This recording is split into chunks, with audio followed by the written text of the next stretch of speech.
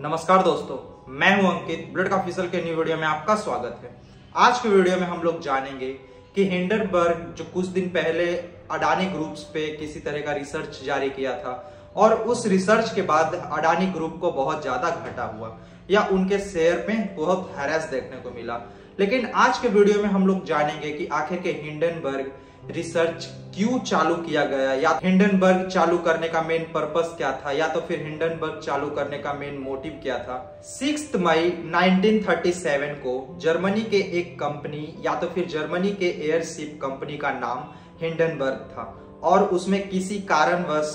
वो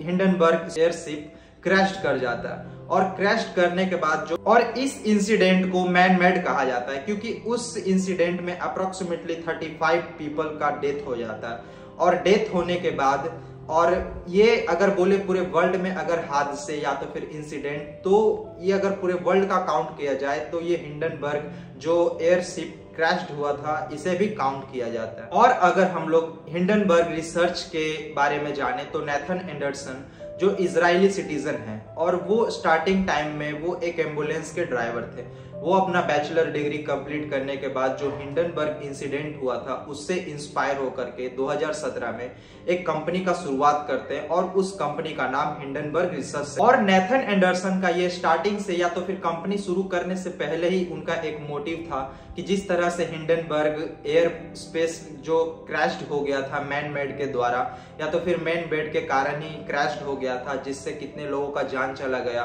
जान के साथ साथ उनको फाइनेंशियल कंडीशन, उनके फैमिली को प्रॉब्लम आ गया। इसी तरह से जो अपना हिंडनबर्ग रिसर्च शुरू किए थे इसमें भी एक मोटिव था कि आने वाले फ्यूचर में किसी भी कंपनी या तो फिर कोई भी ऐसा फाइनेंशियल क्राइसिस ना आए और किसी भी फैमिली को प्रॉब्लम ना हो। इस कारण जो हिंडनबर्ग रिसर्च है पूरे ऑल ओवर वर्ल्ड में जितने भी कंपनी है उसको एक नजदीक से एनालाइज करता है और जिस कंपनी पे भी इनको डाउट होता है कि आने वाले टाइम में फाइनेंशियल क्राइसिस होगा या तो फिर लोगों के पैसे डूब जाएंगे, उस पे ये अपना रिसर्च करते हैं और रिसर्च करके अपना रिपोर्ट जारी करते हैं। तो ये सब जानने के बाद हमारे माइंड में हमेशा यही आता है कि हिंडनबर्ग एक लोगों के लिए चैरिटेबल के जैसा है या तो फिर समाज सेवा के बराबर है, लेकिन ये बिल्कुल ही गलत है। हिंडनबर्ग रिसर्च एक फाइनेंशियल फॉरेंसिक सेंटर के जैसा है और इसे हम लोग शॉर्ट सेलिंग कंपनी भी कह सकते हैं। इस कारण जब भी कोई रिसर्च या तो फिर किसी भी तरह का रिपोर्ट जारी करता है तो उसमें हिंडनबर्ग का भी एक अपना बेनिफिट होता है। वो फाइनेंशियल या तो फिर रिसर्च फाइनेंशियल इंस्टीट्यूट के जैसा काम करता है,